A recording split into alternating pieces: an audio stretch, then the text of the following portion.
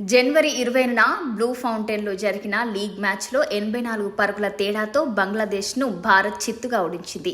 దక్షిణాఫ్రికాలో జరుగుతున్న ఈ అండర్-19 వరల్డ్ కప్లో భారత కుర్రాళ్ల జట్టు సంచలనం సృష్టించింది.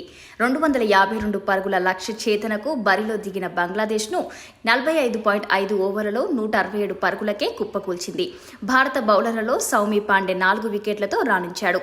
ముషీర్ ఖాన్ 2, రాజ్ లింబానీ 1, హర్షిన్ కులకర్ణి 1, ప్రియాన్షు మెలియా 1 వికెట్ తీశారు. బంగ్లాదేశ్ ఇన్నింగ్స్లో అత్యధికంగా మహమ్మద్ షిహాబ్ జేమ్స్ 54 పరుగులు చేశారు. ఇక అరిఫుల్ ఇస్లాం 41 పరుగులు సాధించాడు.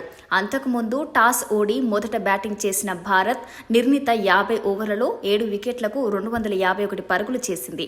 జనవరి 20న జరిగిన ఇతర మ్యాచ్ల్లో పాకిస్తాన్ జట్టు ఆఫ్ఘనిస్తాన్ పైన, ఇంగ్లాండ్ జట్టు స్కాట్లాండ్ పైన గెలిచాయి. ఈస్ట్ లండన్లో పాకిస్తాన్, ఆఫ్ఘనిస్తాన్ తలపడ్డాయి.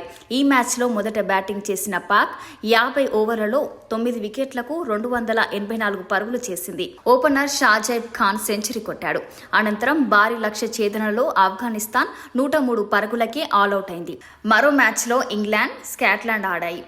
పోచెఫ్ స్ట్రూమ్లో జరిగిన ఈ పోరులో మొదట స్కాట్లాండ్ 49.2 ఓవర్లలో 174 పరుగులకు ఆలౌట్ అయింది. అనంతరం స్వల్ప లక్ష్యాన్ని ఇంగ్లాండ్ కుర్రాళ్ల జట్టు 26.2 ఓవర్లలో కేవలం 3 వికెట్లు కోల్పోయి ఛేదించింది.